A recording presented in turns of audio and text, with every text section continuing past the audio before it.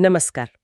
आज हम ओशो के कुछ विचारों के गहराई में उतर रहे हैं, जैसा कि हमें मिले ओशो स्वयं, प्रेम और ध्यान का मार्ग के कुछ अंशों से पता चलता है। ये वो विचार हैं जिन्होंने, आप जानते हैं, स्थापित मान्यताओं को अक्सर चुनौती दी है। हमारा मकसद है इन अंशों से ओशो की मुख्य शिक्षाओं का सार समझना। तो शुरू कहाँ से करें? एक बात जो स्रोत में बहुत साफ नजर आती है, सबसे बड़ा धर्म है स्वयं को जानना। ये थोड़ा बाहर देखने के बजाय पूरी तरह भीतर मुड़ने का इशारा है ना? बिल्कुल बिल्कुल। और ये सिर्फ कोई हवाबाजी बात नहीं है। स्रोत साफ बताता है कि स्वयं को जानने का जो व्यवहारिक तरीका है ओशो के लिए, वो है ध्यान, मेडिटेशन। और ध्यान का मतलब यहाँ सिर्फ आंख बंद करके बैठना नहीं है, बल्कि अपने भीतर के साक्षी भाव को जगाना है। मतलब अपने विचारों, अपनी भावनाओं, शरीर की संवेदनाओं को बस देखना, बिना किसी पक्षपात के। अच्छा।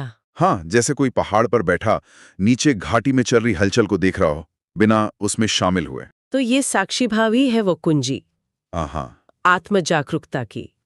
मतलब खुद को अपने विचारों और इमोशन से थोड़ा अलग करके देखना। हाँ, बिल्कुल। वही स्थिर बिंदु है जहां से आत्मनिरीक्षण शुरू होता है।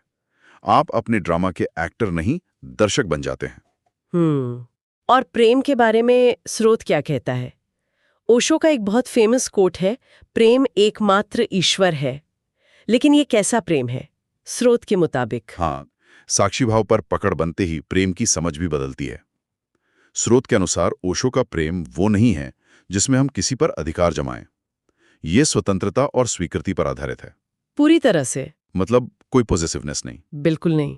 अगर प्रेम में ईर्ष्या है, डर है या कब्जे की भावना है, तो ओशो उसे प्रेम नहीं मानते। स्रोत इशारा करता है कि वो उसे महज एक जरूरत या अटैचमेंट मानते थे। सच्चा प्रेम तो आजाद करता है, बांधता नहीं।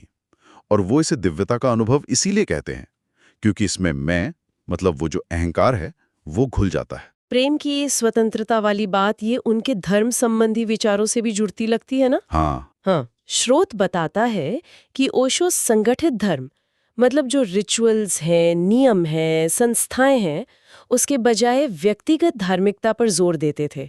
इसका क्या मतलब हुआ? आपने सही पकड़ा। ये बहुत अहम फर्क है। स्रोत के मुताबिक ओशो मानते थे कि सच्ची धार्मिकता किसी गुरु, किताब या परंपरा का आंख मूंद कर पीछा करने से नहीं आती।